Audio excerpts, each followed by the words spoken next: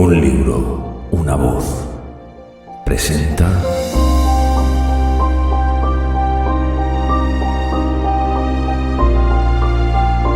una novela escrita por Fyodor Dostoyevsky.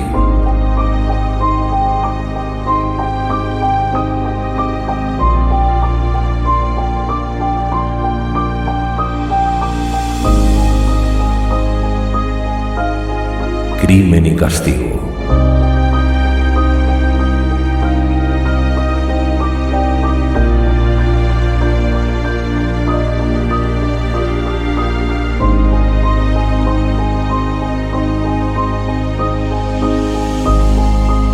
Narrado por Miguel Ibarz.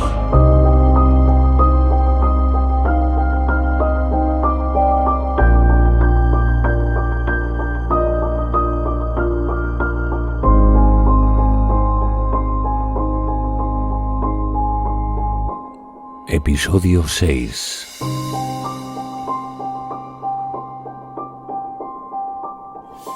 Capítulo 6. Apenas se hubo marchado la sirvienta, Raskolnikov se levantó, echó el cerrojo, deshizo el paquete de las prendas de vestir comprado por Razumikijine y empezó a ponérselas. Aunque parezca extraño, se había serenado de súbito. La frenética excitación que hacía unos momentos le dominaba y el pánico de los últimos días habían desaparecido. Era este su primer momento de calma, de una calma extraña y repentina. Sus movimientos, seguros y precisos, revelaban una firme resolución. De hoy no pasa», murmuró.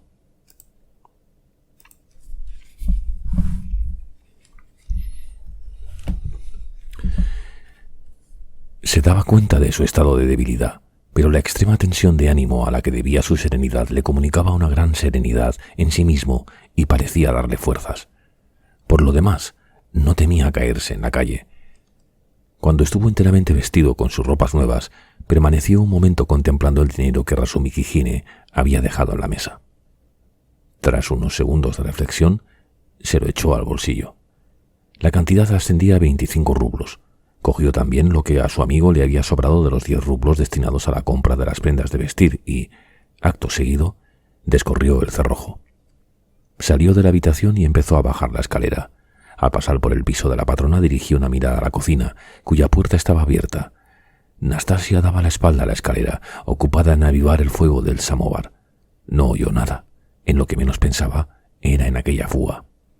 Momentos después ya estaba en la calle. Eran alrededor de las 8 y el sol se había puesto. La atmósfera era asfixiante, pero él aspiró ávidamente el polvoriento aire, envenenado por las emanaciones pestilentes de la ciudad. Sintió un ligero vértigo, pero sus ardientes ojos y todo su rostro, descarnado y lívido, expresaron de súbito una energía salvaje. No llevaba rumbo fijo y ni siquiera pensaba en ello. Solo pensaba en una cosa, que era preciso poner fin a todo aquello inmediatamente y de un modo definitivo, y que si no lo conseguía no volvería a su casa, pues no quería seguir viviendo así. Pero, ¿cómo lograrlo? Del modo de terminar, como él decía, no tenía la menor idea. Sin embargo, procuraba no pensar en ello, es más, rechazaba este pensamiento porque le torturaba. Solo tenía un sentimiento y una idea, que era necesario que todo cambiara, fuera como fuere, y costara lo que costase. Sí, cueste lo que cueste, repetía con una energía desesperada, con una firmeza indómita. Dejándose llevar de una arraigada costumbre, tomó maquinalmente el camino de sus paseos habituales y se dirigió a la plaza del mercado central. A medio camino, ante la puerta de una tienda, en la calzada, vio a un joven que ejecutaba en un pequeño órgano una melodía sentimental. Acompañaba a una jovencita de unos 15 años, que estaba de pie junto a él, en la acera, y que vestía como una damisela. Llevaba mirañique, guantes, mantilla y un sombrero de paja con una pluma de un rojo de fuego, todo ello viejo y ajado. Estaba cantando una romanza con una voz cascada, pero fuerte y agradable, con la esperanza de que le arrojaran desde la tienda una moneda de 2 kopecks. Raskolnikov se detuvo junto a los 2 o 3 papanatas que formaban el público, escuchó un momento, sacó del bolsillo una moneda de 5 kopecks y la puso en la mano de la muchacha. Esta interrumpió su nota más aguda y patética como si le hubiesen cortado la voz. —¡Basta! gritó a su compañero, y los dos se trasladaron a la tienda siguiente. ¿Le gustan las canciones callejeras?, preguntó de súbito Raskolnikov a un transeúnte de cierta edad que había escuchado a los músicos ambulantes y tenía aspecto de paseante desocupado. El desconocido le miró con un gesto de asombro. «A mí», continuó Raskolnikov, que parecía hablar de cualquier cosa menos de canciones, «me gusta oír cantar al son del órgano en un atardecer otoñal, frío, sombrío y húmedo sobre todo. Uno de esos atardeceres en que todos los transeúntes tienen el rostro verdoso y triste. Y especialmente cuando cae una nieve aguda y vertical que el viento no desvía, ¿comprende? A través de la nieve se percibe la luz de los faroles de gas». No sé, perdone», balbuceó el paseante, tan alarmado por las extrañas palabras de Raskolnikov como por su aspecto, y se apresuró a pasar a la otra acera. El joven continuó su camino y desembocó en la plaza del mercado, precisamente por el punto donde días atrás el matrimonio de comerciantes hablaba con Lisbeth. Pero la pareja no estaba. Raskolnikov se detuvo al reconocer el lugar, miró en todas direcciones y se acercó a un joven que llevaba una camisa roja y bostezaba a la puerta de un almacén de harina. «En esa esquina montan su puesto un comerciante y su mujer que tiene aspecto de campesina, ¿verdad?» «Aquí vienen muchos comerciantes», respondió el joven, midiendo a Raskolnikov con una mirada de desdén. «¿Cómo se llama?» «¿Cómo le pusieron al bautizarlo?» «¿Eres tal vez de Zaraisk? ¿De qué provincia?» El mozo volvió a mirar a Raskolnikov.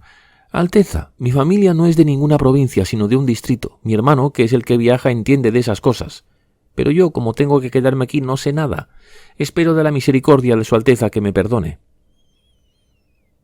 «¿Es un figón lo que hay ahí arriba?»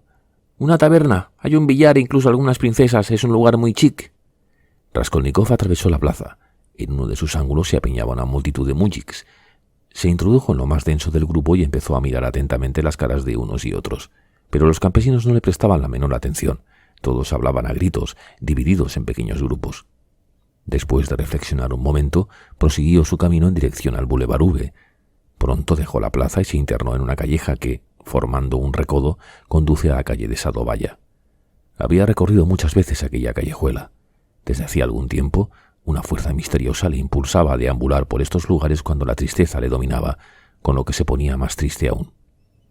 Esta vez entró en la callejuela e inconscientemente llegó ante un gran edificio donde todo eran figones y establecimientos de bebidas.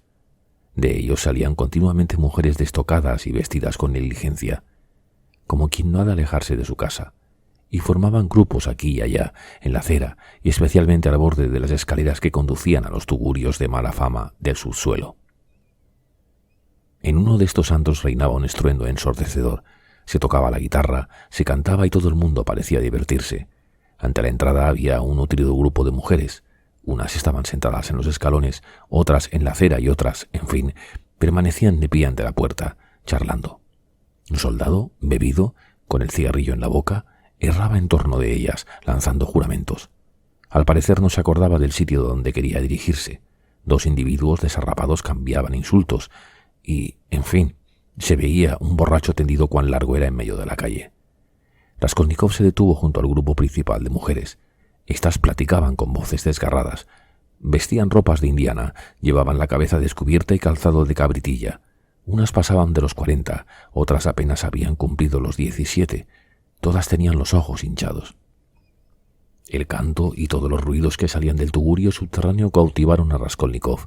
Entre las carcajadas y el alegre bullicio se oía una fina voz de falsete que entonaba una bella melodía, mientras alguien danzaba furiosamente al son de una guitarra, marcando el compás con los talones. Raskolnikov, inclinado hacia el sótano, escuchaba, con semblante triste y soñador. El oyente mostraba un deseo tan ávido de captar hasta la última sílaba de esta canción que se diría que aquello era para él cuestión de vida o muerte. «¿Y si entrase?», pensó. «Se ríen, es la embriaguez. ¿Y si yo me embriagase también?». «¿No entra usted, caballero?», le preguntó una de las mujeres. Su voz era clara y todavía fresca. Parecía joven y era la única del grupo que no inspiraba repugnancia. Raskolnikov levantó la cabeza y exclamó mientras la miraba: «¡Qué bonita eres!». Ella sonrió. El cumplido la había emocionado. «Usted también es un guapo mozo», dijo.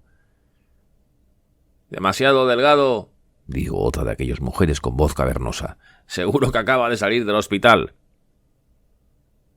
«Parecen damas de la alta sociedad, pero esto no les impide tener la nariz chata», dijo de súbito un alegre mullic que pasaba por allí con la blusa desabrochada y el rostro ensanchado por una sonrisa. «Esto alegra el corazón». «En vez de hablar tanto, entra. Te obedezco, amor mío».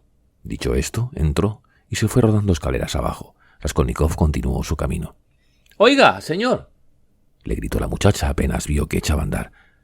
«¿Qué?» Ella se turbó. «Me encantaría pasar unas horas con usted, caballero, pero me siento cohibida en su presencia. Deme 6 kopecks para beberme un vaso, amable señor». Raskolnikov buscó en su bolsillo y sacó todo lo que había en él. 3 monedas de 5 kopecks. «¡Oh! ¡Qué príncipe tan generoso!» «¿Cómo te llamas?» «Llámame Duclida». «¡Es vergonzoso!», exclamó una de las mujeres del grupo, sacudiendo la cabeza con un gesto de desesperación. «No comprendo cómo se puede mendigar de este modo. Solo de pensarlo me muero de vergüenza». Raskolnikov miró con curiosidad a la mujer que había hablado así. Representaba unos 30 años. Estaba picada de viruelas y salpicada de equimosis. Tenía el labio superior un poco hinchado. Había expresado su desaprobación en un tono de grave serenidad. «¿Dónde he leído yo?», pensaba Raskolnikov al alejarse, «que un condenado a muerte decía, una hora antes de la ejecución de la sentencia, que antes que morir preferiría pasar la vida en una cumbre, en una roca escarpada donde tuviera el espacio justo para colocar los pies, una roca rodeada de precipicios o perdida en medio del océano sin fin, en una perpetua soledad, aunque esta vida durara 1000 años o fuera eterna? Vivir, vivir sea como fuere. El caso es vivir». Y añadió al cabo de un momento, «El hombre es cobarde, y cobarde el que le reprocha esta cobardía». Desembocó en otra calle. «Mira, el Palacio de Cristal. Rasumikijine me hablaba de él no hace mucho». «Pero, ¿qué es lo que yo quería hacer? Ah, sí, leer. Zosimov ha dicho que leyó en la prensa». «¿Me dará los periódicos?», preguntó entrando en un salón de té espacioso, bastante limpio y que estaba casi vacío. Solo había 2 o 3 clientes tomando el té y, en un departamento algo lejano, un grupo de 4 personas que bebían champán. Raskolnikov creyó reconocer a Zamiotov entre ellas, pero la distancia le impedía asegurar que fuese él. «Bé, ¿qué importa?», pensó. «¿Quiere usted vodka?», preguntó el camarero. «Tráeme té y los periódicos, los atrasados, los de estos últimos 5 días. Te daré propina». «Gracias, señor. Aquí tienen los de hoy de momento. ¿Quiere vodka también?». El camarero le trajo el té y los demás periódicos. Raskolnikov se sentó y empezó a leer los títulos. Hitler, los aztecas, Hitler, Bartola, Máximo, los aztecas, Hitler. Ojeó los sucesos. Un hombre que se había caído por una escalera, un comerciante ebrio que había muerto abrasado, un incendio en el barrio de las Arenas, otro incendio en el nuevo barrio de Petersburgo, otro en este mismo barrio. Hitler, Máximo. «Aquí está». Había encontrado al fin lo que buscaba, y empezó a leer. Las líneas danzaban ante sus ojos. Sin embargo, leyó el suceso hasta el fin de la información y buscó nuevas noticias sobre el hecho en los números siguientes. Sus manos temblaban de impaciencia al pasar las páginas. De pronto, alguien se sentó a su lado y él le dirigió una mirada. Era Zamiotov en persona, con la misma indumentaria que llevaba en la comisaría. Lucía sus anillos, sus cadenas, sus cabellos negros rizados, abrillantados y partidos por una raya perfecta. Llevaba su maravilloso chaleco, su americana un tanto gastada y su camisa no del todo nueva. Parecía de excelente humor, pues sonreía afectuosamente. El champán había coloreado su cetrino rostro. «¿Pero usted aquí?», dijo con un gesto de asombro y con el tono que habría adoptado para dirigirse a un viejo camarada. «Pero si Rasumikijine me dijo ayer que estaba usted todavía delirando. ¡Qué cosa tan rara! ¿Sabe que estuve en su casa?». Raskolnikov había presentido que el secretario de la comisaría se acercaría a él. Dejó los periódicos y se encaró con Zamiotov. En sus labios se percibía una sonrisa irónica que dejaba traslucir cierta irritación. «Sí, ya sé que vino usted», respondió. «Ya me lo han dicho. Usted me buscó la bota. ¿Sabe que tiene subyugado a Rasumikijine? Dice que estuvieron ustedes 2 en casa de Luisa Ivanovna, aquella a la que usted intentaba defender el otro día. Ya sabe lo que quiero decir. Usted hacía señas al teniente Pólvora y él no lo entendía. ¿Se acuerda usted? Sin embargo, no hacía falta ser un lince para comprenderlo. La cosa no podía estar más clara». ¿Qué charlatán? ¿Se refiere al teniente Pólvora? No, a su amigo Razumikijine. Vaya, vaya, señor Zamiotov. Para usted es la vida. Usted tiene entrada libre y gratuita en lugares encantadores. ¿Quién le ha invitado a champán ahora mismo? ¿Invitado? Hemos bebido champán. ¿Pero a santo de qué tenían que invitarme? Para corresponder a algún favor. Ustedes sacan provecho de todo. Raskolnikov se echó a reír. No se enfade, añadió, dándole una palmada en la espalda. Se lo digo sin malicia alguna, amistosamente, por pura diversión, como decía de los puñetazos que dio a Mitri el pintor que detuvieron ustedes por el asunto de la vieja. ¿Cómo sabe usted que dijo eso? Yo sé muchas cosas, tal vez más que usted, sobre ese asunto. Qué raro está usted. No me cabe duda de que está todavía enfermo. No debió salir de casa. ¿De modo que le parece que estoy raro? Sí. ¿Qué estaba leyendo? Los periódicos. Solo hablan de incendios. Yo no leía los incendios. Miró a Zamiotov con una expresión extraña. Una sonrisa irónica volvió a torcer sus labios. No, repitió. Yo no leía las noticias de los incendios. Y añadió, guiñándole un ojo. Confiese, querido amigo, que arde usted en deseo de saber lo que estaba leyendo. Se equivoca usted. Le he hecho esa pregunta por decir algo. ¿Es que no puede uno preguntar? ¿Pero qué le sucede? Óigame, usted es un hombre culto, ¿verdad? Usted debe de haber leído mucho. He seguido 6 cursos en el instituto, repuso Zamiotov un tanto orgulloso. 6 cursos. Ah, querido amigo, lleva una raya perfecta, sortijas. En fin, que es usted un hombre rico y qué linda presencia. Raskolnikov soltó una carcajada en la misma cara de su interlocutor, el cual retrocedió, no porque se sintiera ofendido, sino a causa de la sorpresa. —¡Qué extraño está usted! —dijo muy serio Zamiotov. —Yo creo que aún desvaría. —¿Desvariar yo? Te equivocas, hijito. ¿Así? ¿Cree usted que estoy extraño? Y se pregunta usted por qué, ¿no? Sí. Y desea usted saber lo que he leído, lo que he buscado en estos periódicos. Mire cuántos números he pedido. Esto es sospechoso, ¿verdad? ¿Pero qué dice usted? ¿Usted cree que ha atrapado al pájaro en el nido? ¿Qué pájaro? Después se lo diré. Ahora le voy a participar. Mejor dicho, a confesar. No, tampoco. Ahora voy a prestar declaración y usted tomará nota. Esta es la expresión. Pues bien, declaro que he estado buscando y rebuscando, hizo un guiño, seguido de una pausa, que he venido aquí a leer los detalles relacionados con la muerte de la vieja usurera.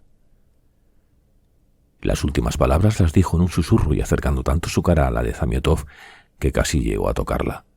El secretario se quedó mirándole fijamente, sin moverse y sin retirar la cabeza. Más tarde, al recordar este momento, Zamiotov se preguntaba, extrañado, cómo podían haber estado mirándose así, sin decirse nada, durante un minuto. —¿Qué me importa a mí lo que usted estuviera leyendo? —exclamó de pronto, desconcertado y molesto por aquella extraña actitud. —¿Por qué cree usted que me ha de importar? ¿Qué tiene de particular que usted estuviera leyendo ese suceso? Pero Raskolnikov, en voz baja como antes y sin hacer caso de las exclamaciones de Zamiotov, siguió diciendo: —Me refiero a esa vieja de la que hablaban ustedes en la comisaría. ¿Se acuerda? Cuando me desmayé. ¿Comprende usted ya? —¿Pero qué he de comprender? ¿Qué quiere usted decir? —preguntó Zamiotov, inquieto.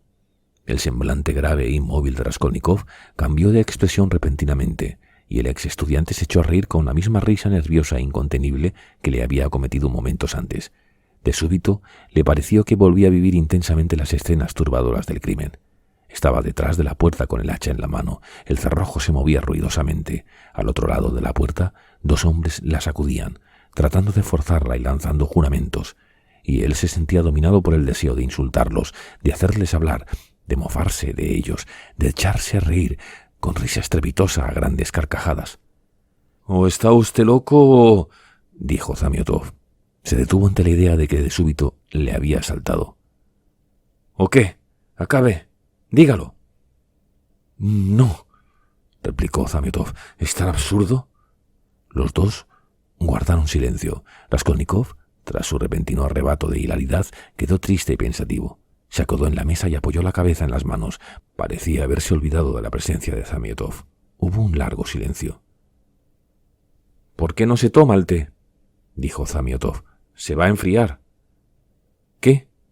¿El té? Ah, sí». Raskolnikov tomó un sorbo, se echó a la boca un trozo de pan, fijó la mirada en Zamiotov y pareció ahuyentar sus preocupaciones. Su semblante recobró la expresión burlona que tenía hacía un momento. Después, Raskolnikov siguió tomándose el té.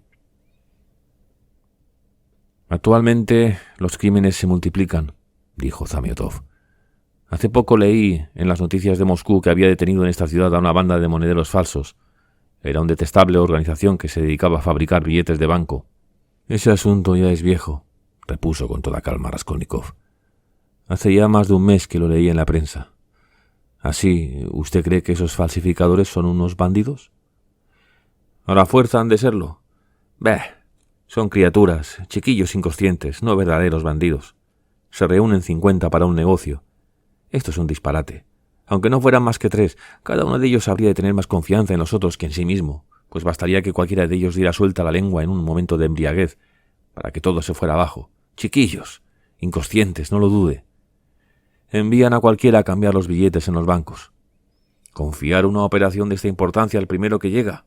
Además, admitamos que esos muchachos hayan tenido suerte, que hayan logrado ganar 1 millón cada uno. Y después, toda la vida dependiendo unos de otros, es preferible ahorcarse. Esa banda ni siquiera supo poner en circulación los billetes.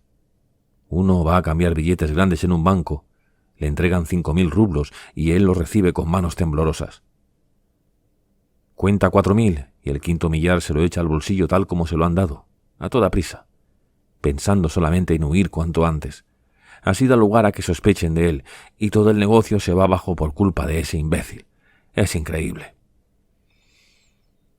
¿Increíble que sus manos temblaran? Pues yo lo comprendo perfectamente, me parece muy natural. Uno no es siempre dueño de sí mismo, hay cosas que están por encima de las fuerzas humanas. ¿Pero temblar solo por eso? ¿De modo que usted se cree capaz de hacer frente con serenidad a una situación así? Pues yo no lo sería. Por ganarse 100 rublos ir a cambiar billetes falsos. ¿Y a dónde? ¿A un banco cuyo personal es gente experta en el descubrimiento de toda clase de ardides? No, yo habría perdido la cabeza. ¿Usted no? Raskolnikov volvió a sentir el deseo de tirar de la lengua al secretario de la comisaría. Una especie de escalofrío le recorría la espalda. «Yo habría procedido de modo distinto», manifestó. «Le voy a explicar cómo me habría comportado al cambiar el dinero. Yo habría contado los 1.000 primeros rublos lo menos 4 veces, examinando los billetes por todas partes. Después, el segundo fajo.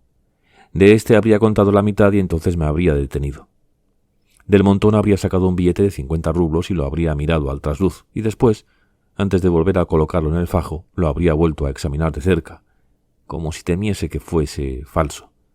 Entonces habría empezado a contar una historia. Tengo miedo, ¿sabe? Un pariente mío ha perdido de este modo el otro día 25 rublos. Ya con el 3.er millar en la mano diría, perdone, me parece que no he contado bien el segundo fajo, que me he equivocado al llegar a la 7ª centena. Después de haber vuelto a contar el 2.º millar, contaría el 3.º con la misma calma, y luego los otros 2. Cuando ya los hubiera contado todos, habría sacado un billete del 2.º millar y otro del 5.º, por ejemplo, y habría rogado que me los cambiasen. Habría fastidiado al empleado de tal modo que él solo habría pensado en librarse de mí. Finalmente me habría dirigido a la salida. Pero al abrir la puerta...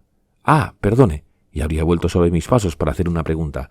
Así habría procedido yo. «¡Es usted terrible!», exclamó Zamiotov, entre risas. «Afortunadamente, eso no son más que palabras. Si usted se hubiera visto en el trance, habría obrado de modo muy distinto a como dice. Créame, no solo usted o yo, sino el más ducho y valeroso aventurero habría sido dueño de sí en tales circunstancias. Pero no hay que ir tan lejos. Tenemos un ejemplo en el caso de la vieja asesinada en nuestro barrio. El autor del hecho ha de ser un bribón lleno de coraje, ya que ha cometido el crimen durante el día, y puede decirse que ha sido un milagro que no lo hayan detenido. Pues bien, sus manos temblaron, no pudo consumar el robo, perdió la calma, los hechos lo demuestran». Raskolnikov se sintió herido. «¿De modo que los hechos lo demuestran? Pues bien, pruebe a atraparlo», dijo con mordaz ironía. «No le quepa duda de que daremos con él. ¿Ustedes? ¿Que ustedes darán con él? ¿Ustedes qué han de dar? Ustedes solo se preocupan de averiguar si alguien derrocha el dinero. Un hombre que no tenía un cuarto empieza de pronto a tirar el dinero por la ventana. ¿Cómo no ha de ser el culpable? Teniendo esto en cuenta, un niño podría engañarlos por poco que se lo propusiera». El caso es que todos hacen lo mismo, repuso Zamiotov. Después de haber demostrado tanta destreza como astucia al cometer el crimen, se dejan coger en la taberna, y es que no todos no son tan listos como usted.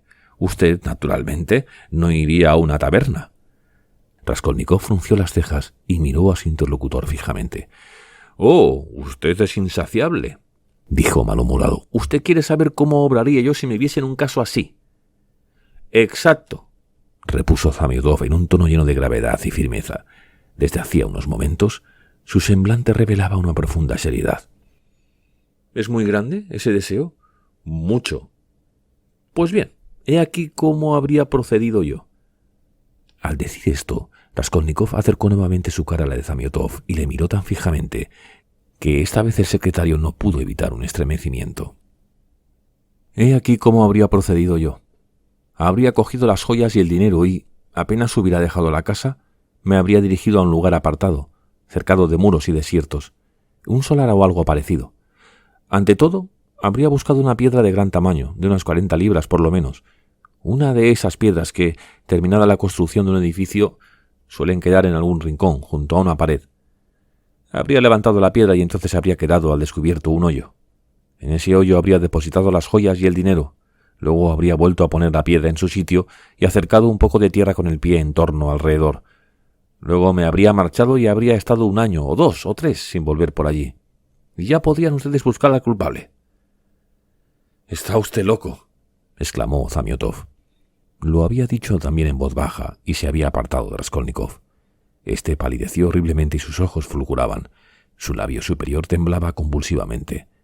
Se acercó a Zamiotov tanto como le fue posible y empezó a mover los labios sin pronunciar palabra. Así estuvo 30 segundos.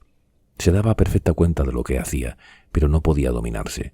La terrible confesión temblaba en sus labios, como días atrás el cerrojo en la puerta, y estaba a punto de escapársele.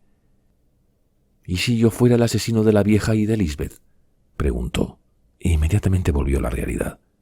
Zamiotov le miró con ojos extraviados y se puso blanco como un lienzo.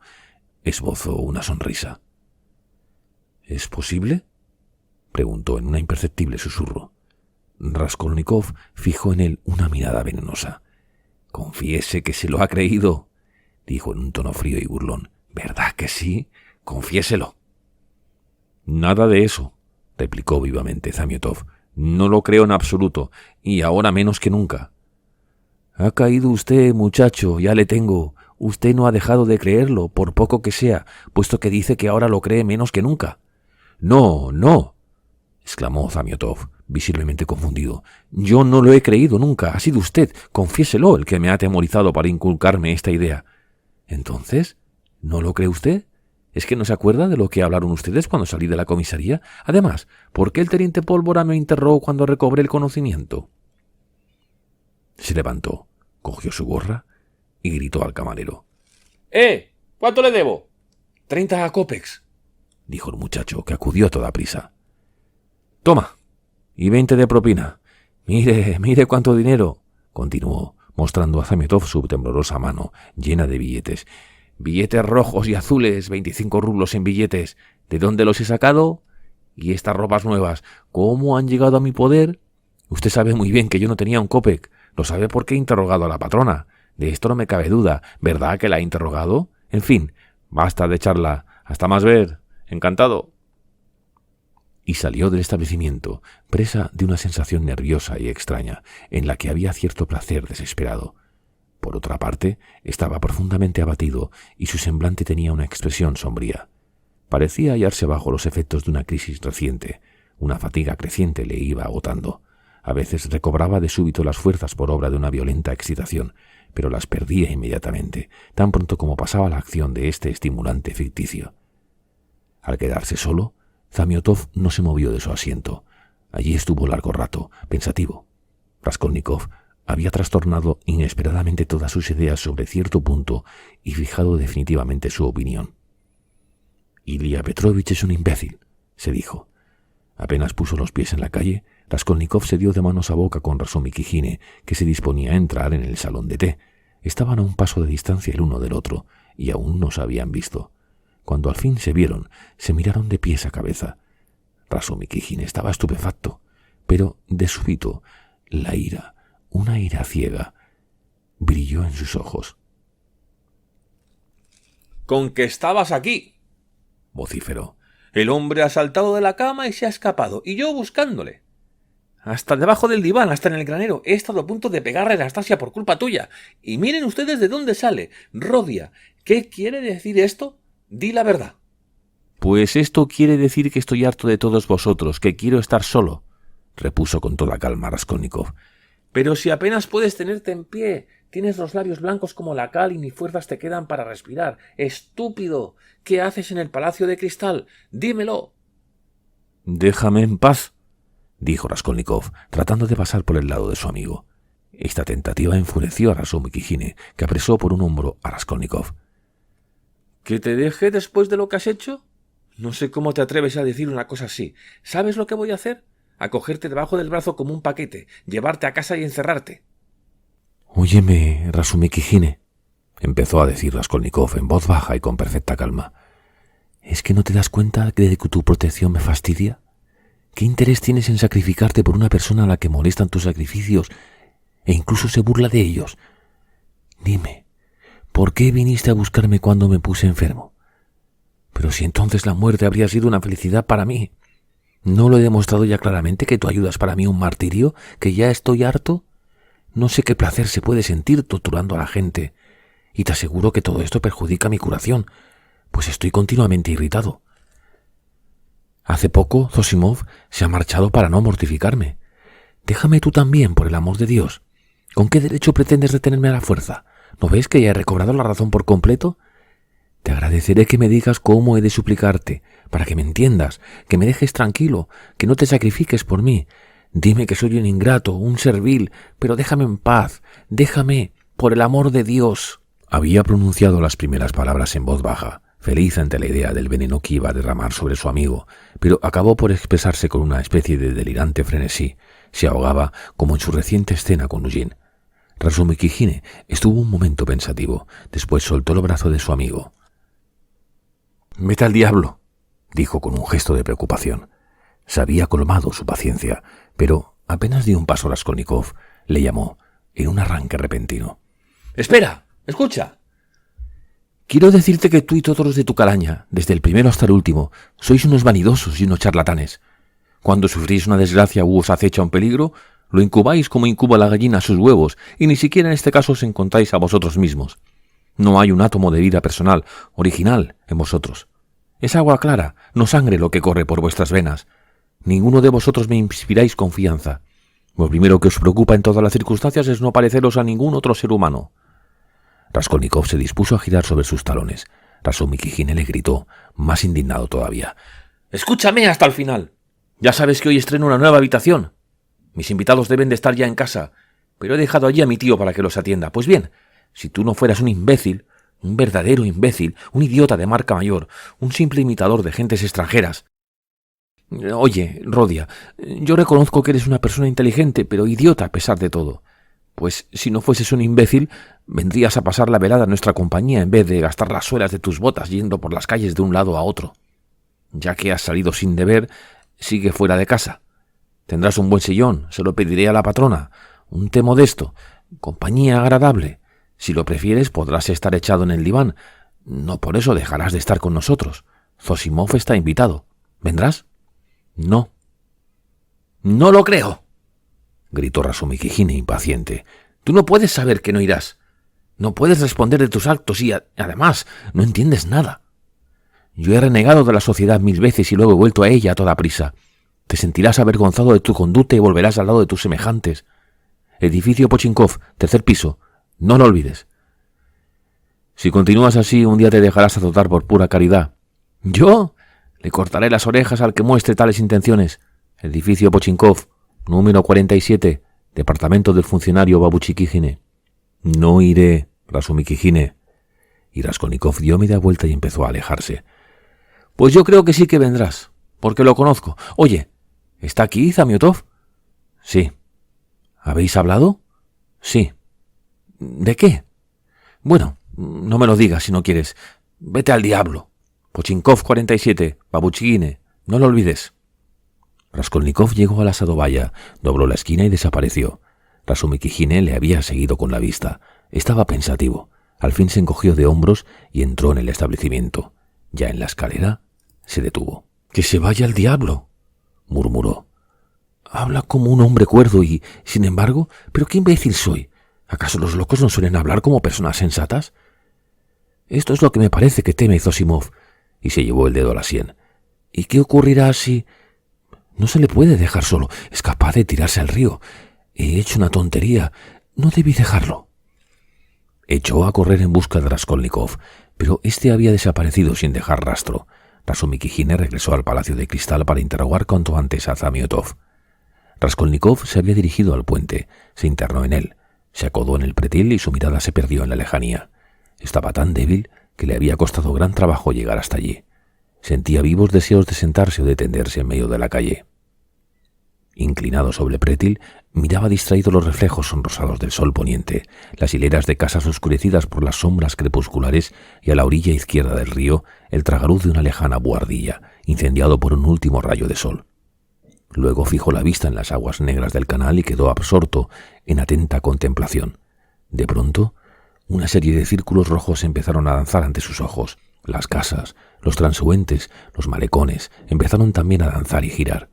De súbito se estremeció. Una figura insólita, horrible, que acababa de aparecer ante él, le impresionó de tal modo que no llegó a desvanecerse. Había notado que alguien acababa de detenerse cerca de él, a su derecha. Se volvió y vio una mujer con un pañuelo en la cabeza. Su rostro, amarillento y alargado, aparecía hinchado por la embriaguez. Sus hundidos ojos le miraron fijamente, pero, sin duda, no le vieron, porque no veían nada ni a nadie. De improviso, puso en el prétil el brazo derecho, levantó la pierna del mismo lado, saltó la baranda y se arrojó al canal. El agua sucia se agitó y cubrió el cuerpo de la suicida, pero solo momentáneamente, pues enseguida reapareció y empezó a deslizarse al suave impulso de la corriente. Su cabeza y sus piernas estaban sumergidas, únicamente su espalda permanecía a flote, con la blusa hinchada sobre ella como una almohada. «¡Se ha ahogado! ¡Se ha ahogado!», gritaban de todas partes. Acudía la gente, las dos orillas se llenaron de espectadores. La multitud de curiosos aumentaba en torno a Raskolnikov y le presentaba contra el petril. «Señor, pero si es Afrosiñushka», dijo una voz quejumbrosa. «Señor, sálvala. Hermanos, almas generosas, salvadla». «¡Una barca! ¡Una barca!», gritó otra voz entre la muchedumbre. Pero no fue necesario. Un agente de la policía bajó corriendo las escaleras que conducían al canal, se quitó el uniforme y las botas y se arrojó al agua. Su tarea no fue difícil. El cuerpo de la mujer, arrastrado por la corriente, había llegado tan cerca de la escalera que el policía pudo asir sus ropas con la mano derecha y con la izquierda aferrarse a un palo que le tendía un compañero. Sacaron del canal a la víctima y la depositaron en las gradas de piedra. La mujer volvió muy pronto en sí, se levantó, lanzó varios estornudos y empezó a escurrir sus ropas, con gesto estúpido y sin pronunciar palabra. «¡Virgen Santa!», gimoteó la misma voz de antes, esta vez al lado de Afrosiñushka. «Se ha puesto a beber, a beber. Hace poco intentó ahorcarse, pero la descolgaron a tiempo. Hoy me he ido a hacer mis cosas encargando a mi hija de vigilarla y ya ven ustedes lo que ha ocurrido. Es vecina nuestra, ¿saben? Vecina nuestra, vive aquí mismo, 2 casas después de la esquina». La multitud se fue dispersando. Los agentes siguieron atendiendo a la víctima. Uno de ellos mencionó la comisaría. Raskolnikov asistía a esta escena con una extraña sensación de indiferencia, de embrutecimiento. Hizo una mueca de desaprobación y empezó a gruñir. «Esto es repugnante. Arrojarse al agua no vale la pena. No pasará nada. Es tonto ir a la comisaría. Zametov no está allí. ¿Por qué? Las comisarías están abiertas hasta las 10. Se volvió de espaldas al pretil, se apoyó en él y lanzó una mirada en todas direcciones. «Bueno, vayamos», se dijo, y, dejando el puente, se dirigió a la comisaría. Tenía la sensación de que su corazón estaba vacío y no quería reflexionar. Ya ni siquiera sentía angustia. Un estado de apatía había reemplazado la exaltación con que había salido de casa resuelto a terminar de una vez. «Desde luego, esto es una solución», se decía, mientras avanzaba lentamente por la calzada que bordeaba el canal. Sí, terminaré porque quiero terminar. Pero, ¿es esto realmente una solución? El espacio justo para poner los pies. Vaya un final. Además, ¿se puede decir que esto sea un verdadero final? ¿Debo contarlo todo o no? Demonio, qué rendido estoy. Si pudiese sentarme o echarme aquí mismo. Pero, qué vergüenza hacer una cosa así. ¿Se le ocurre a uno cada estupidez? Para dirigirse a la comisaría tenía que avanzar derechamente y doblar a la izquierda por la segunda travesía. Inmediatamente encontraría lo que buscaba. Pero, al llegar a la primera esquina, se detuvo, reflexionó un momento y se internó en la callejuela. Luego recorrió 2 calles más, sin rumbo fijo, con el deseo inconsciente de ganar unos minutos. Iba con la mirada fija en el suelo. De súbito experimentó la misma sensación que si alguien le hubiera murmurado unas palabras al oído. Levantó la cabeza y advirtió que estaba a la puerta de aquella casa, la casa a la que no había vuelto desde aquella tarde. Un deseo enigmático e irresistible se apoderó de él. Raskolnikov cruzó la entrada y se creyó obligado a subir al 4º piso del primer cuerpo de edificio, situado a la derecha. La escalera era estrecha, empinada y oscura. Raskolnikov se detenía en todos los rellanos y miraba con curiosidad a su alrededor. Al llegar al primero, vio que en la ventana faltaba un cristal. Entonces estaba, se dijo, y poco después: «Este es el departamento del segundo donde trabajaban Nikolach y Dmitri. Ahora está cerrado y la puerta pintada. Sin duda ya está habitado». Luego el 3er piso y enseguida el 4º. «Este es». Raskolnikov tuvo un gesto de estupor. La puerta del piso estaba abierta y en el interior había gente, pues se oían voces. Esto era lo que menos esperaba. El joven vaciló un momento, después subió los últimos escalones y entró en el piso. Lo estaban remozando, como habían hecho con el segundo. En él había 2 empapeladores trabajando, cosa que le sorprendió sobremanera. No podría explicar el motivo, pero se había imaginado que encontraría el piso como lo dejó aquella tarde. Incluso esperaba, aunque de un modo impreciso, encontrar los cadáveres en el entarimado. Pero en vez de esto, veía paredes desnudas, habitaciones vacías y sin muebles. Cruzó la habitación y se sentó en la ventana. Los 2 obreros eran jóvenes, pero uno mayor que el otro.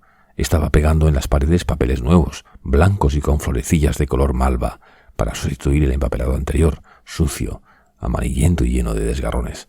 Esto desagradó profundamente a Raskolnikov. Miraba los nuevos papeles con gesto hostil. Era evidente que aquellos cambios le contrariaban. Al parecer, los empapeladores se habían retrasado. De aquí que se apresurasen a enrollar los restos del papel para volver a sus casas. Sin prestar apenas atención a la entrada de Raskolnikov, siguieron conversando. Él se cruzó de brazos y se dispuso a escucharlos. El de más edad estaba diciendo: «Vino a mi casa al amanecer cuando estaba clareando, ¿comprendes? Y llevaba el vestido de los domingos. ¿A qué vienen esas miradas tiernas?». Le pregunté y ella me contestó: «Quiero estar sometida a tu voluntad desde este momento, Tite Ivanovich. Ya ves. Y como te digo, iba a la mar de emperifollada, parecía un grabado de revistas de moda». «¿Y qué es una revista de modas?», preguntó el más joven, con el deseo de que su compañero le instruyera. «Pues una revista de modas, hijito, es una serie de figuras pintadas. Todas las semanas la reciben del extranjero nuestros sastres. Vienen por correo y sirven para saber cómo hay que vestir a las personas, tanto a las de sexo masculino como a las del sexo femenino.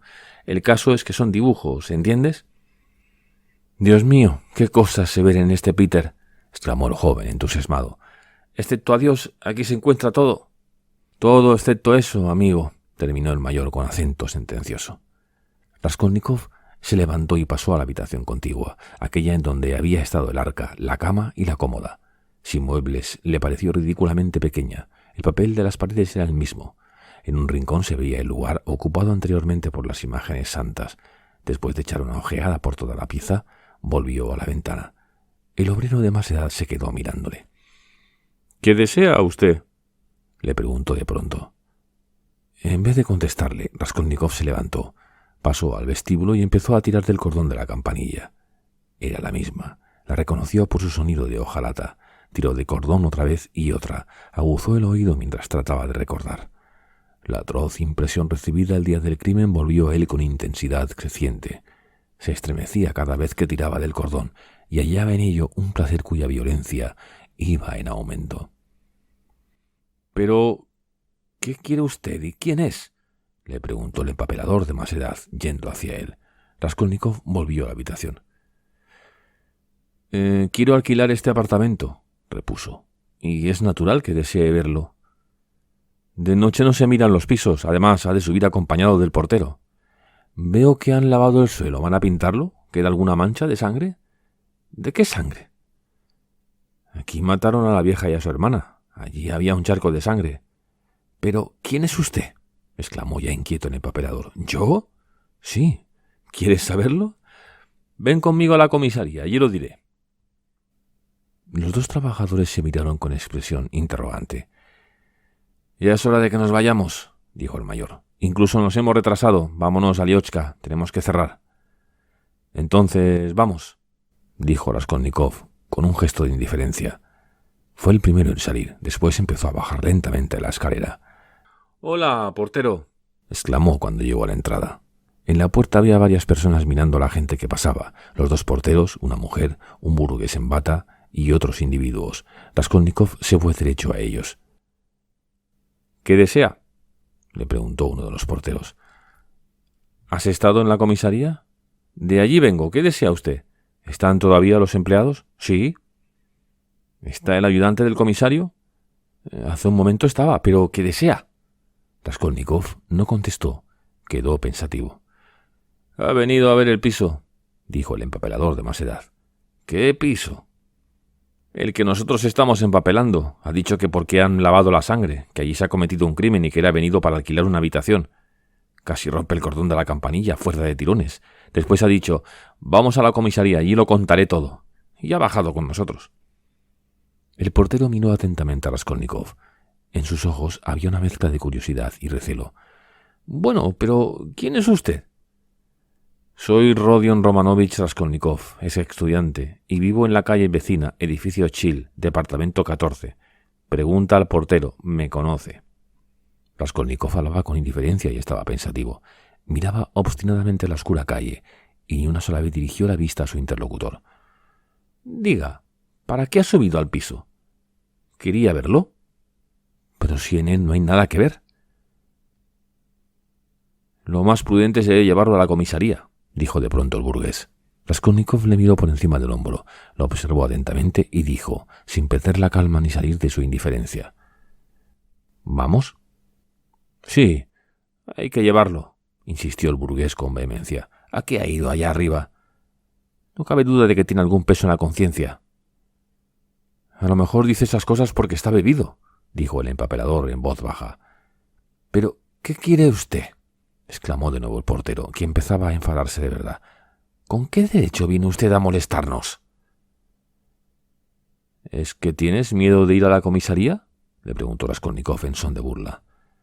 «Es un vagabundo», opinó la mujer. «¿Para qué discutir?», dijo el otro portero, un corpulento mulli que llevaba la blusa desabrochada y un manojo de llaves pendientes de la cintura. «¡Hala! ¡Fuera de aquí! Desde luego, es un vagabundo. ¿Has oído? ¡Largo!». Y cogiendo a Raskolnikov por un hombro, lo echó a la calle. Raskolnikov se tambaleó, pero no llegó a caer. Cuando hubo recobrado el equilibrio, los miró a todos en silencio y continuó su camino. «Es un bribón», dijo el empapelador. «Hoy cualquiera se puede convertir en un bribón», dijo la mujer. «Aunque no sea nada más que un granuja, debimos llevarlo a la comisaría». «Lo mejor es no mezclarse en estas cosas», opinó el corpulento mujik. «Desde luego es un granuja. Estos tipos le enredan a uno de modo que luego no sabe cómo salir».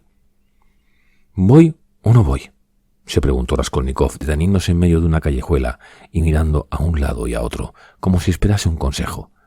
Pero ninguna voz turbó el profundo silencio que le rodeaba. La ciudad parecía tan muerta como las piedras que pisaba, pero muerta solamente para él, solamente para él. De súbito, distinguió a lo lejos, a unos 200 metros aproximadamente, al final de una calle, un grupo de gente que vociferaba. En medio de la multitud había un coche del que partía una luz mortecina. «¿Qué será?». Dobló a la derecha y se dirigió al grupo. Se aferraba al menor incidente que pudiera retrasar la ejecución de su propósito, y, al darse cuenta de ello, sonrió. Su decisión era irrevocable. Transcurridos unos momentos, todo aquello habría terminado para él.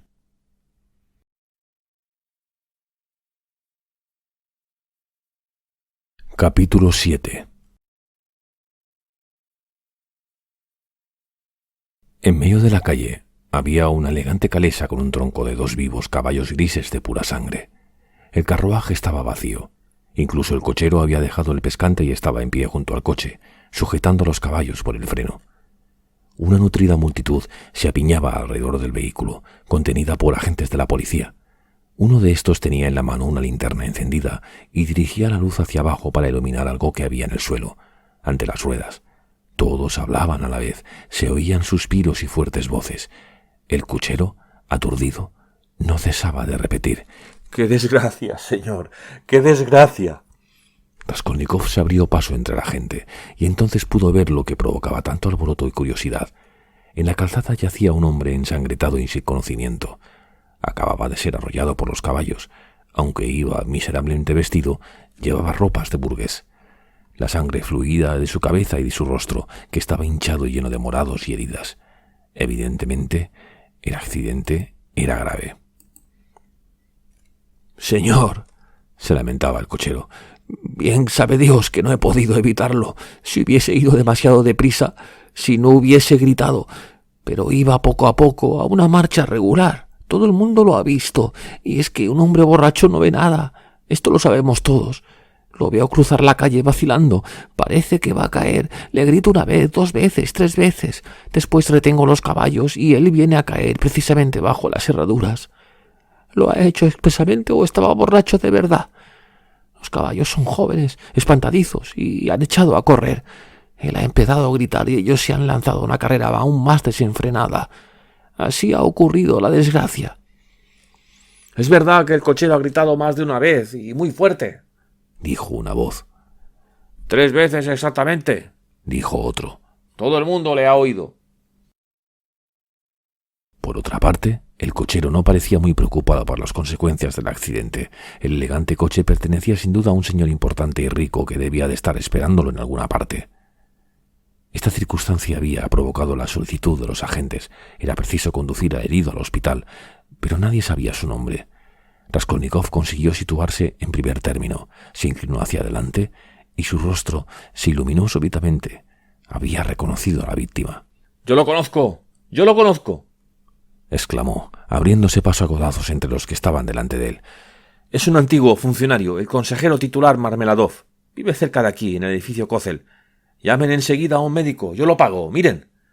Sacó dinero del bolsillo y lo mostró a un agente. Era presa de una agitación extraordinaria.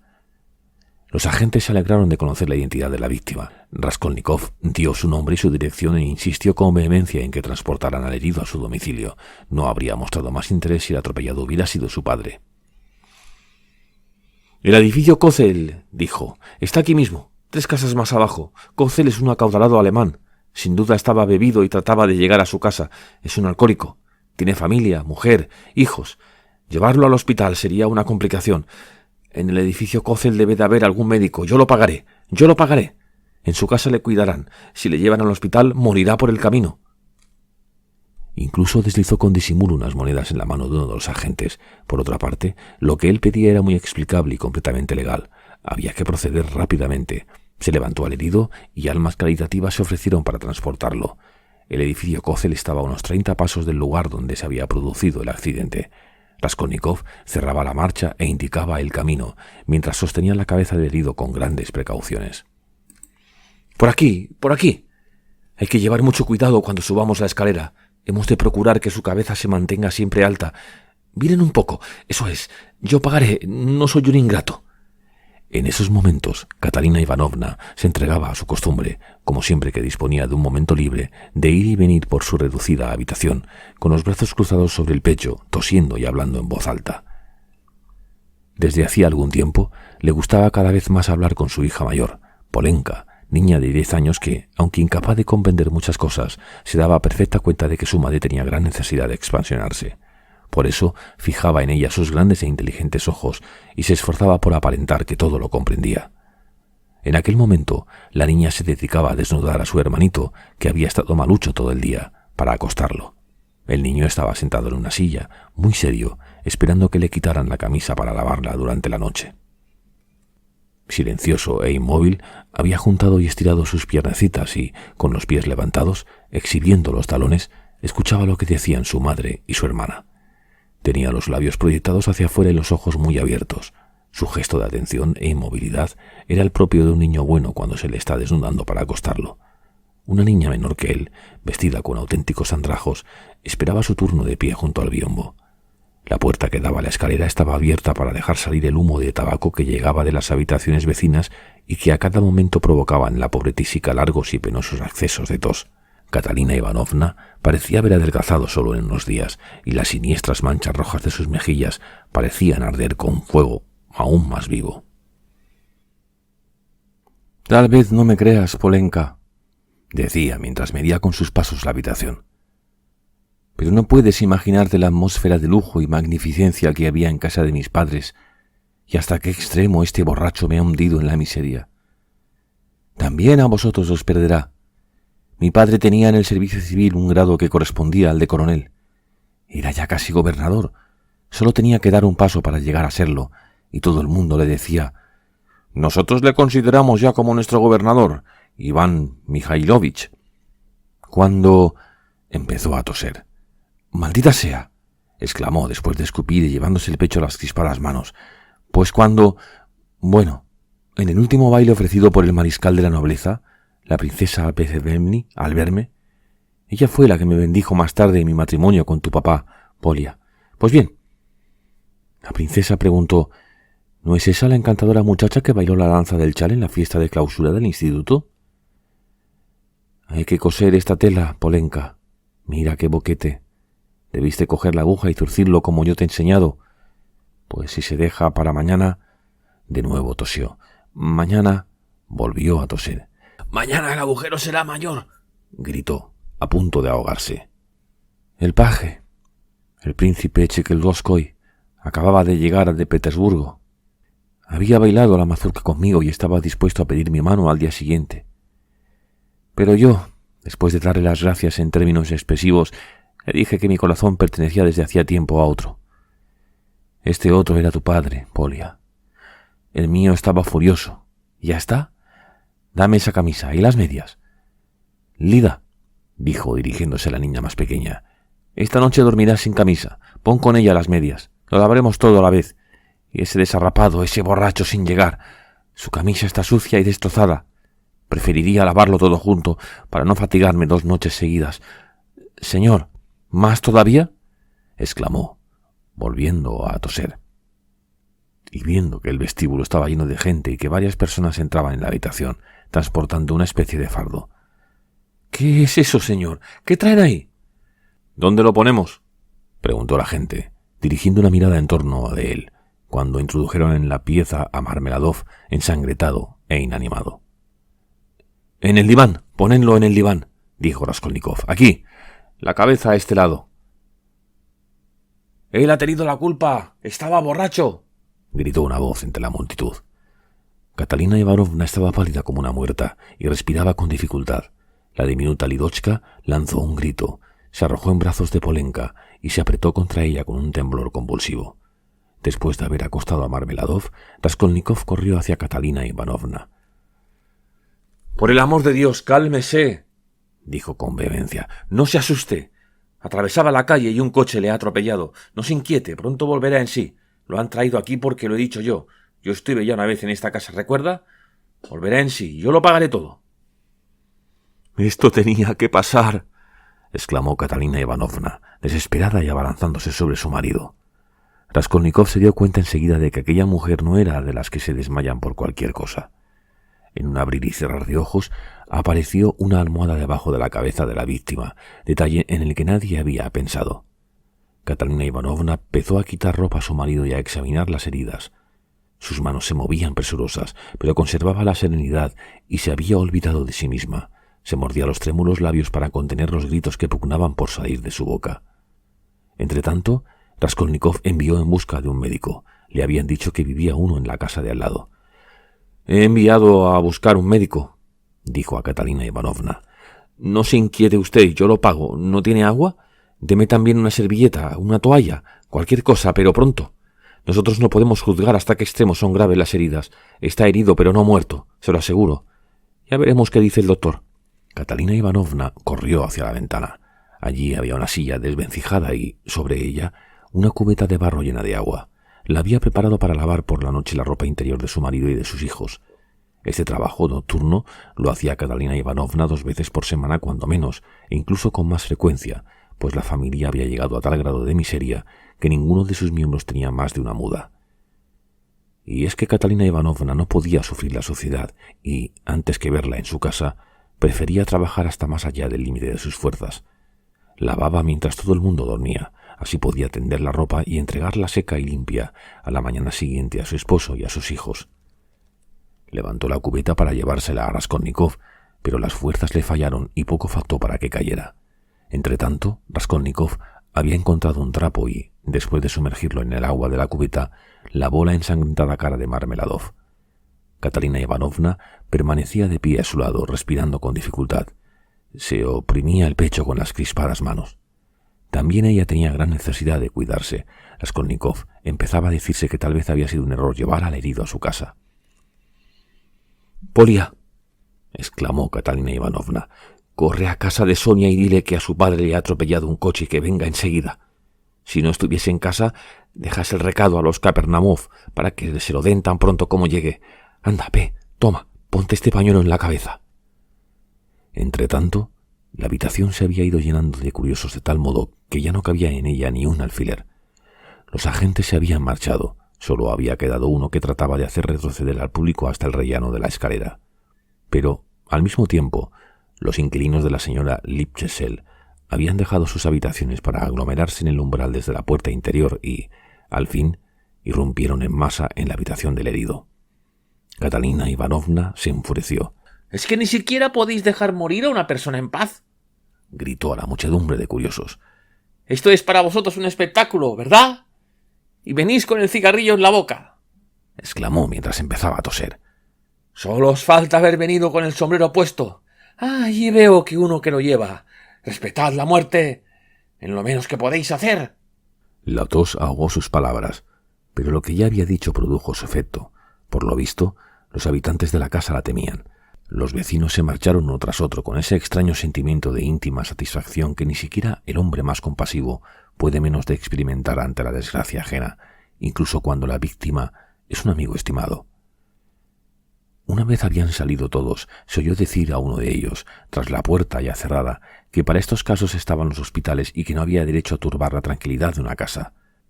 «¿Pretender que no hay derecho a morir?», exclamó Catalina Ivanovna, y corrió hacia la puerta con ánimo de fulminar con su cólera a sus convecinos.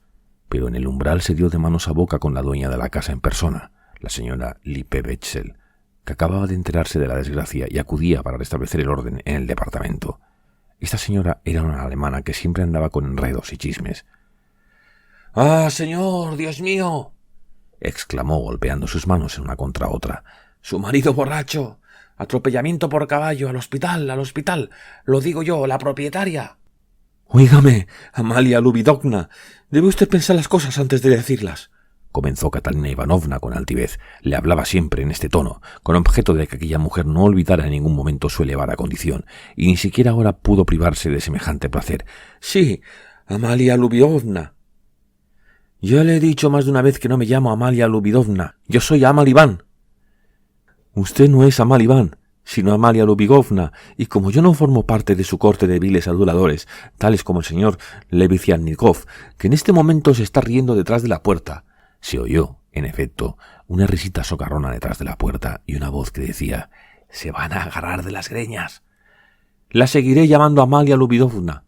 Por otra parte, a decir verdad, no sé por qué razón le molesta que le den este nombre. Ya ve usted lo que le ha sucedido a Simón Zaharevich. Está muriéndose. Le ruego que cierre esa puerta y no deje entrar a nadie. Que le permitan tan solo morir en paz. De lo contrario, yo le aseguro que mañana mismo el gobernador general estará informado de su conducta. El príncipe me conoce desde casi mi infancia y se acuerda perfectamente de Simón Zaharevich, al que ha hecho muchos favores. Todo el mundo sabe que Simón Zaharevich ha tenido numerosos amigos y protectores. Él mismo, consciente de su debilidad y cediendo a un sentimiento de noble orgullo, se ha apartado de sus amistades. Sin embargo, Hemos encontrado apoyo en este magnánimo joven, señalaba a Raskolnikov, que posee fortuna y excelentes relaciones y al que Simón Zaharevich conocía desde su infancia. Y le aseguro a usted, Amalia Ludvigovna. Todo esto fue dicho con precipitación creciente, pero un acceso de tos puso de pronto fin a la elocuencia de Catalina Ivanovna. En este momento, el moribundo recobró el conocimiento y lanzó un gemido. Su esposa corrió hacia él. Marmeladov había abierto los ojos y miraba con expresión inconsciente a Raskolnikov, que estaba inclinado sobre él. Su respiración era lenta y penosa, la sangre teñía las comisuras de sus labios y su frente estaba cubierta de sudor. No reconoció al joven, sus ojos empezaron a errar febrilmente por toda la estancia. Catalina Ivanovna le dirigió una mirada triste y severa, y las lágrimas fluyeron de sus ojos. «Señor, tiene el pecho hundido. ¡Cuánta sangre! ¡Cuánta sangre!», exclamó en un tono de desesperación. «Hay que quitarle las ropas. Vuélvete un poco, Simón Zaharevich, si te es posible». Marmeladov la reconoció. «¿Un sacerdote?», pidió con voz ronca. Catalina Ivanovna se fue hacia la ventana, apoyó la frente en el cristal y exclamó desesperada: «¡Ah, vida! 3 veces maldita». «¿Un sacerdote?», repitió el moribundo, tras una breve pausa. «¡Silencio!», le dijo Catalina Ivanovna. Él, obediente, se calló. Sus ojos buscaron a su mujer con una expresión tímida y ansiosa. Ella había vuelto junto a él y estaba a su cabecera. El herido se calmó, pero solo momentáneamente. Pronto sus ojos se fijaron en la pequeña Lidotchka, su preferida, que temblaba convulsivamente en un rincón y le miraba sin pestañear, con una expresión de asombro en sus grandes ojos. Marmeladov emitió unos sonidos imperceptibles mientras señalaba a la niña, visiblemente inquieto. Era evidente que quería decir algo. «¿Qué quieres?», le preguntó Catalina Ivanovna. «Va descalza, murmuró el herido, fijando su mirada casi inconsciente en los desnudos piececitos de la niña. «¡Calla!», gritó Catalina Ivanovna irritada. «Bien sabes por qué va descalza». «Bendito sea Dios. Aquí está el médico», exclamó Raskolnikov alegremente. Entró el doctor, un viejecito alemán, pulcramente vestido, que dirigió en torno de él una mirada de desconfianza. Se acercó al herido, le tomó el pulso, examinó atentamente su cabeza y después, con ayuda de Catalina Ivanovna, le desabrochó la camisa empapada en sangre. Al descubrir su pecho, pudo verse que estaba todo magullado y lleno de heridas. A la derecha tenía varias costillas rotas. A la izquierda, en lugar del corazón, se veía una extensa mancha de color amarillo negruzco y aspecto horrible. Esta mancha era la huella de una violenta patada del caballo. El semblante del médico se ensombreció. El agente de policía le había explicado ya que aquel hombre había quedado prendido a la rueda de un coche y que el vehículo le había llevado a rastras unos 30 pasos. «Es inexplicable», dijo el médico en voz baja a Raskolnikov, «que no haya quedado muerto en el acto». «En definitiva, ¿cuál es su opinión?». «Morirá dentro de unos instantes». «¿Entonces no hay esperanza?». «Ni la más mínima. Está a punto de lanzar su último suspiro. Tiene en la cabeza una herida gravísima. Se podría intentar una sangría, pero ¿para qué si no ha de servir de nada? Dentro de 5 o 6 minutos como máximo habrá muerto». «Le ruego que pruebe a sangrarlo». «Lo haré, pero ya le he dicho que no producirá ningún efecto, absolutamente ninguno». En esto se oyó un nuevo ruido de pasos. La multitud que llenaba el vestíbulo se apartó y apareció un sacerdote de cabellos blancos. Venía a dar la extrema unción al moribundo. Le seguía un agente de la policía. El doctor le cedió su puesto, después de haber cambiado con él una mirada significativa. Raskolnikov rogó al médico que no se marchara todavía. El doctor accedió, encogiéndose de hombros. Se apartaron todos del herido. La confesión fue breve. El moribundo no podía comprender nada. Lo único que podía hacer era emitir confusos e inarticulados sonidos. Catalina Ivanovna se llevó a Lidotchka y al niño a un rincón, el de la estufa, y allí se arrodilló con ellos. La niña no hacía más que temblar. El pequeñuelo, descansando con la mayor tranquilidad sobre sus desnudas rodillitas, levantaba su diminuta mano y hacía grandes signos de la cruz y profundas reverencias. Catalina Ivanovna no se mordía los labios y contenía las lágrimas. Ella también rezaba y, entre tanto, arreglaba de vez en cuando la camisa de su hijito. Luego echó sobre los desnudos hombros de la niña un pañuelo que sacó de la cómoda sin moverse de donde estaba. Los curiosos habían abierto de nuevo las puertas de comunicación. En el vestíbulo se hacinaba una multitud cada vez más compacta de espectadores. Todos los habitantes de la casa estaban allí reunidos, pero ninguno pasaba del umbral. La escena no recibía más luz que la de un cabo de vela. En este momento, Polenka, la niña que había ido en busca de su hermana, se abrió paso entre la multitud, entró en la habitación, jadeando a causa de su carrera, se quitó el pañuelo de la cabeza, buscó a su madre con la vista, se acercó a ella y le dijo: «Ya viene, la he encontrado en la calle». Su madre la hizo arrodillar a su lado. En esto, una muchacha se deslizó tímidamente y sin ruido a través de la muchedumbre. Su aparición en la estancia, entre la miseria, los harapos, la muerte y la desesperación, ofreció un extraño contraste. Iba vestida pobremente, pero en su barata vestimenta había ese algo de elegancia chillona propio de cierta clase de mujeres y que revela a primera vista su condición. Sonia se detuvo en el umbral y, con los ojos desorbitados, empezó a pasear su mirada por la habitación. Su semblante tenía la expresión de la persona que no se da cuenta de nada. No pensaba en que su vestido de seda, procedente de una casa de compraventa, estaba fuera de lugar en aquella habitación, con su cola desmesurada, su enorme miriñaque, que ocupaba toda la anchura de la puerta, y sus llamativos colores. No pensaba en sus botines, de un tono claro, ni en su sombrilla, que había cogido a pesar de que en la oscuridad de la noche no tenía utilidad alguna, ni en su ridículo sombrero de paja, adornado con una pluma de un rojo vivo. Bajo este sombrero, ladinamente inclinado, se percibía una carita pálida, enfermiza, asustada, con la boca entreabierta y los ojos inmovilizados por el terror. Sonia tenía 18 años. Era menuda, delgada, rubia y muy bonita. Sus azules ojos eran maravillosos. Miraba fijamente el lecho del herido y al sacerdote, sin alientos, como su hermanita a causa de la carrera. Al fin algunas palabras murmuradas por los curiosos debieron de sacarla de su estupor. Entonces bajó los ojos, cruzó el umbral y se detuvo cerca de la puerta. El moribundo acababa de recibir la extrema unción. Catalina Ivanovna se acercó al lecho de su esposo. El sacerdote se apartó y antes de retirarse se creyó en el deber de dirigir unas palabras de consuelo a Catalina Ivanovna. «¿Qué será de estas criaturas?», le irrumpió ella, con un gesto de desesperación, mostrándole a sus hijos. «Dios es misericordioso. Confíe usted en la ayuda del Altísimo». «Sí, sí, misericordioso, pero no para nosotros». «Es un pecado hablar así, señora, un gran pecado», dijo el Popea sacudiendo la cabeza. «¿Y esto no es un pecado?», exclamó Catalina Ivanovna, señalando al agonizante. «¿Acaso los que involuntariamente han causado su muerte ofrezcan a usted una indemnización para reparar cuando menos los perjuicios materiales que le han ocasionado al privarla de su sostén?»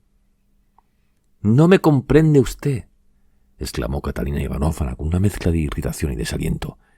«¿Por qué me han de indemnizar? Ha sido él el que, en su inconsciencia de borracho, se ha arrojado bajo las patas de los caballos. Por otra parte, ¿de qué sostén habla usted? Él no era un sostén para nosotros, sino una tortura. Se lo bebía todo. Se llevaba el dinero de la casa para malgastarlo en la taberna. Se bebía nuestra sangre. Su muerte ha sido para nosotros una aventura, una economía». «Hay que perdonar al que muere. Esos sentimientos son un pecado, señora. Un gran pecado». Mientras hablaba con el Pope, Catalina Ivanovna no cesaba de atender a su marido. Le enjugaba el sudor y la sangre que emanaban de su cabeza, le arreglaba las almohadas, le daba de beber, todo ello sin dirigir ni una mirada a su interlocutor. La última frase del sacerdote la llenó de ira. «Padre, eso son palabras y nada más que palabras. Perdonar. Si no lo hubiesen atropellado, esta noche habría vuelto borracho, llevando sobre su cuerpo la única camisa que tiene, esa camisa vieja y sucia, y se habría echado en la cama bonitamente para roncar, mientras yo habría tenido que estar trajinando toda la noche. Habría tenido que lavar sus harapos y lo de los niños, después ponerlos a secar en la ventana y, finalmente, apenas apuntara el día, los habría tenido que remendar. Así habría pasado yo la noche. No quiero oír hablar de perdón. Además, ya le he perdonado. Un violento ataque de tos le impidió continuar. Escupió en su pañuelo y se lo mostró al sacerdote con una mano mientras con la otra se apretaba el pecho convulsivamente. El pañuelo estaba manchado de sangre. El sacerdote bajó la cabeza y nada dijo. Marmeladov agonizaba. No apartaba los ojos de Catalina Ivanovna, que se había inclinado nuevamente sobre él.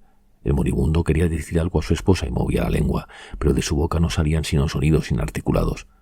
Catalina Ivanovna, comprendiendo que quería pedirle perdón, le gritó con acento imperioso: «¡Calla! No hace falta que digas nada. Ya sé lo que quieres decirme». El agonizante renunció a hablar, pero en este momento su errante mirada se dirigió a la puerta y descubrió a Sonia. Marmeladov no había advertido aún su presencia, pues la joven estaba arrodillada en un rincón oscuro. «¿Quién es?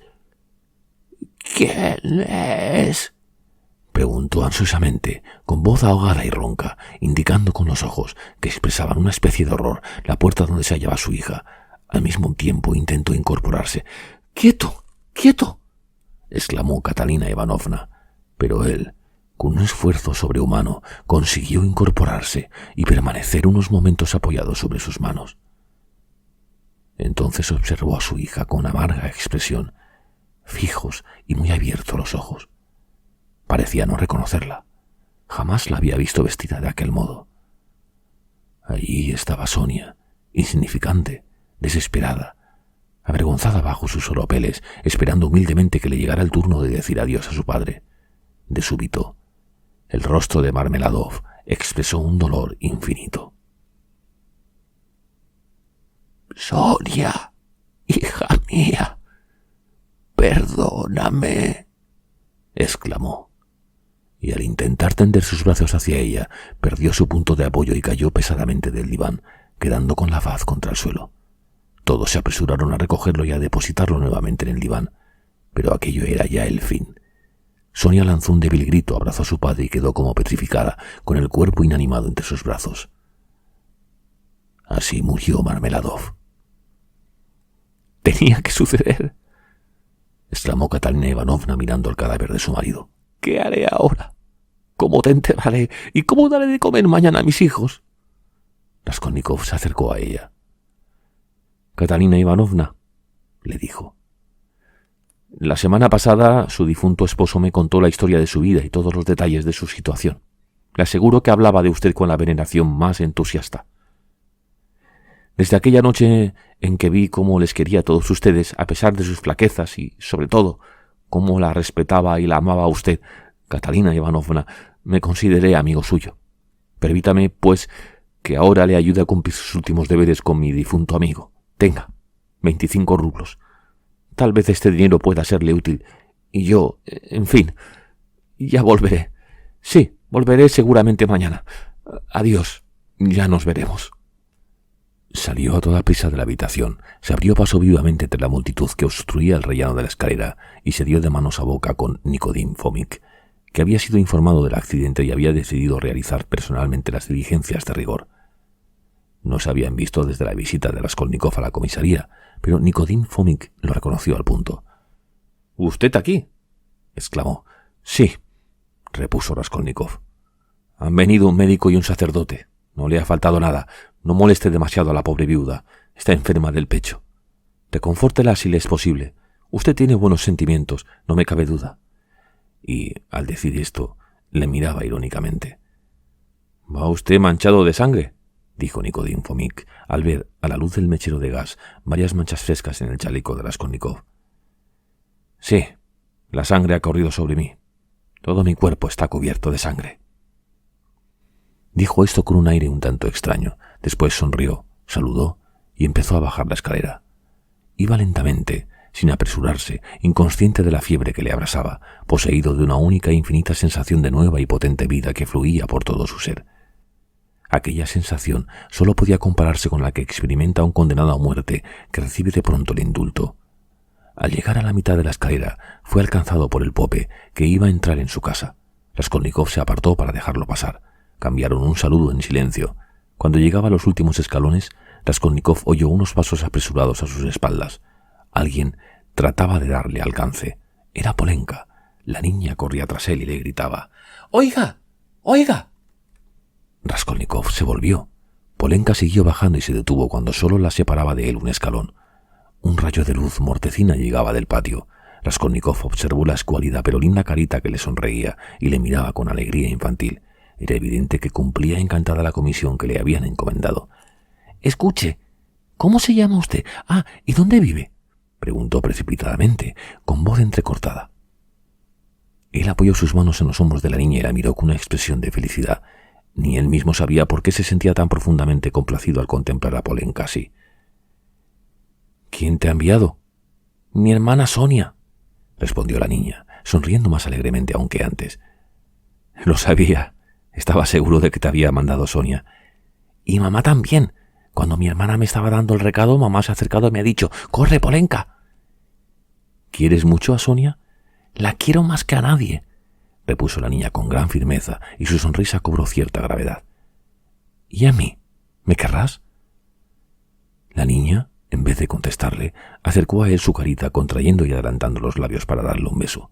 De súbito, aquellos bracitos delgados como cerillas rodearon el cuello de Raskolnikov fuertemente, muy fuertemente, y Polenka, apoyando su infantil cabecita en el hombro del joven, rompió a llorar, apretándose cada vez más contra él.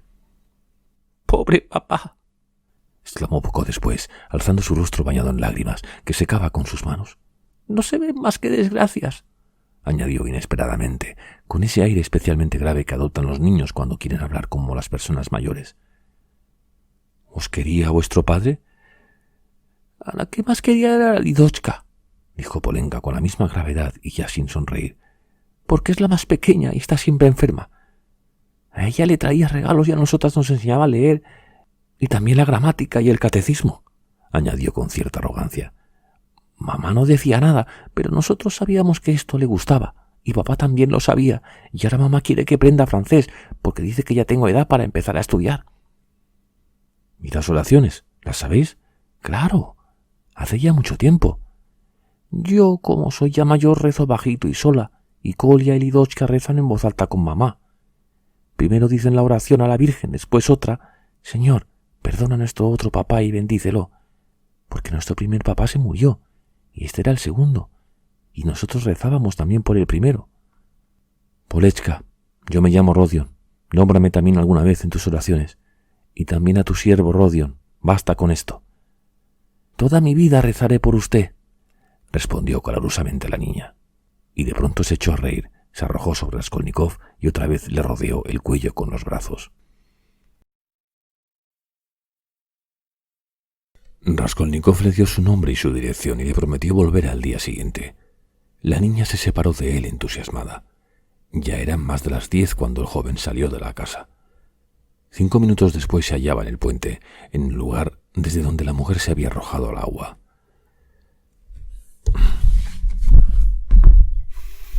«Basta», se dijo en tono solemne y enérgico. «Atrás los espejismos, los vanos terrores, los espectros. La vida está conmigo. ¿Acaso no la he sentido hace un momento? Mi vida no ha terminado con la de la vieja. Que Dios la tenga en la gloria. Ya era hora de que descansara. Hoy empieza el reinado de la razón, de la luz, de la voluntad, de la energía. Pronto se verá». Lanzó esta exclamación con arrogancia, como desafiando algún poder oculto y maléfico. «Y pensar que estaba dispuesto a contentarme con la plataforma rocosa rodeada de abismos. Estoy muy débil, pero me siento curado. Yo sabía que esto había de suceder, lo he sabido desde el momento en que he salido de casa. A propósito, el edificio Pochinkov está a 2 pasos de aquí. Iré a casa de Razumikijine. Habría ido aunque hubiese tenido que andar mucho más. Dejémosle ganar la apuesta y divertirse. ¿Qué importa eso? Ah, hay que tener fuerzas, fuerzas. Sin fuerzas no puede uno hacer nada. Y estas fuerzas hay que conseguirlas por la fuerza. Esto es lo que ellos no saben». Pronunció estas últimas palabras con un gesto de resolución, pero arrastrando penosamente los pies. Su orgullo crecía por momentos. Un gran cambio en el modo de ver las cosas estaba operando en el fondo de su ser. Pero, ¿qué había ocurrido? Solo un suceso extraordinario había podido producir en su alma, sin en que él lo advirtiera, semejante cambio. Era como un náufrago que se aferra a la más endeble rama flotante. Estaba convencido de que podía vivir, de que su vida no había terminado con la de la vieja. Era un juicio tal vez prematuro, pero él no se daba cuenta. Sin embargo, recordó de pronto, he encargado que recen por el siervo Rodion. Es una medida de precaución muy atinada. Y se echó a reír ante semejante puerilidad. Estaba de un humor excelente. Le fue fácil encontrar la habitación de Razumikhine, pues el nuevo inquilino ya era conocido en la casa y el portero le indicó inmediatamente dónde estaba el departamento de su amigo. Aún no había llegado a la mitad de la escalera y ya oyó el bullicio de una reunión numerosa y animada. La puerta del piso estaba abierta y a oídos de Raskolnikov llegaron fuertes voces de gente que discutía. La habitación de Razumikhine era espaciosa. En ella había unas 15 personas. Raskolnikov se detuvo en el vestíbulo. 2 sirvientes de la patrona estaban muy atareados junto a 2 grandes samovares rodeados de botellas, fuentes y platos llenos de entremeses y pastelillos procedentes de casa de la dueña del piso. Raskolnikov preguntó por Razumikhine, que acudió al punto con gran alegría. Se veía inmediatamente que Razumikhine había bebido sin tasa y, aunque de ordinario no había medio de embriagarle, era evidente que ahora estaba algo mareado.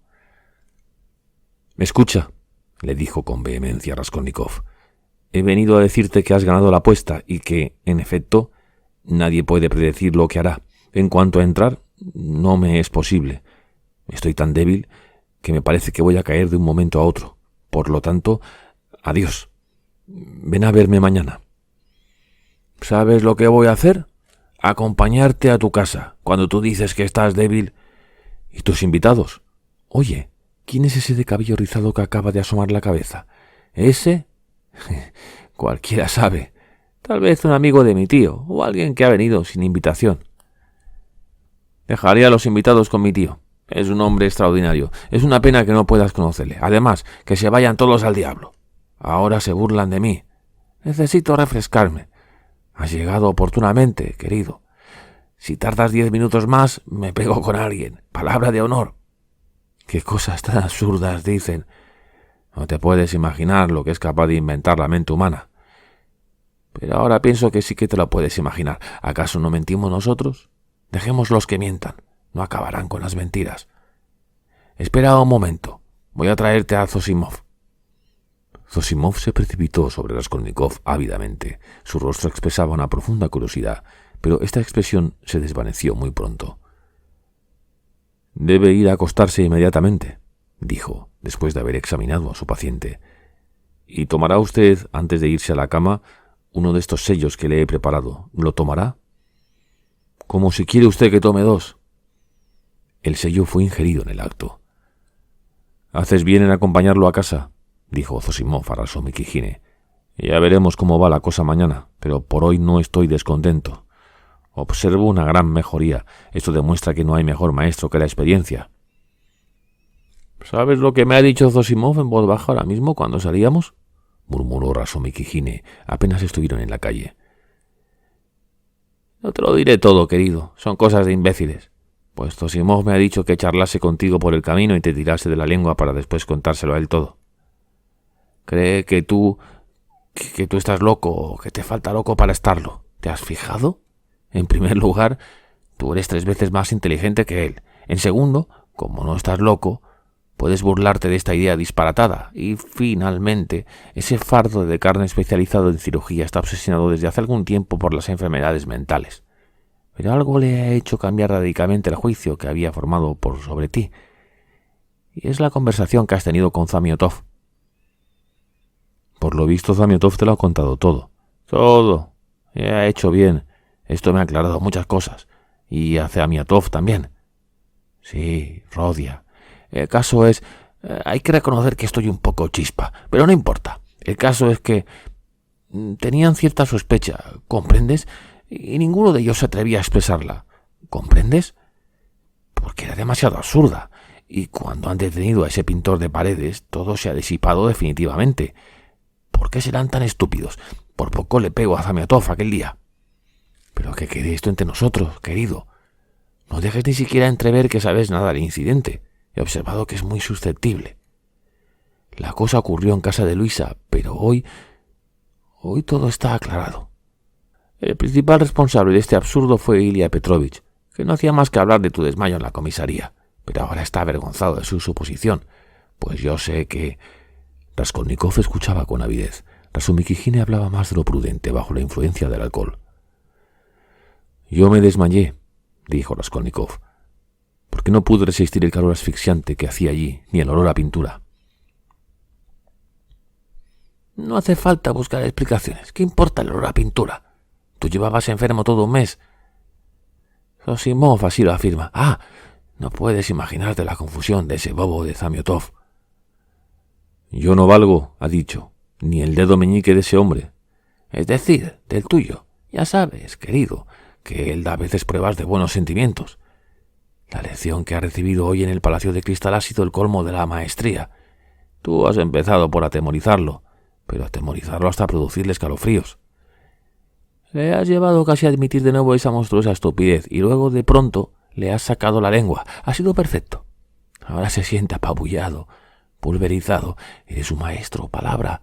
Y ellos han recibido lo que merecen. Qué lástima que yo no haya estado allí. Ahora él te estaba esperando en mi casa con ávida impaciencia. Porfirio también está deseoso de conocerte. ¿También Porfirio? Pero dime, ¿por qué me han creído loco? Tanto como loco, no. Yo creo, querido, que he hablado demasiado. A él le llamó la atención que a ti solo te interesara este asunto.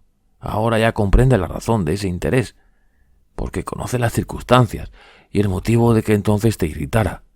Y ello, unido a ese principio de enfermedad... Estoy un poco borracho, querido, pero el diablo sabe que a Zosimov le ronda una idea por la cabeza. Te repito que solo piensa en enfermedades mentales. Tú no debes hacerle caso. Los dos permanecieron en silencio durante unos segundos. Oye, Razumikijine, dijo Raskolnikov, quiero hablarte francamente. Vengo de casa de un difunto, que era funcionario. He dado a la familia todo mi dinero.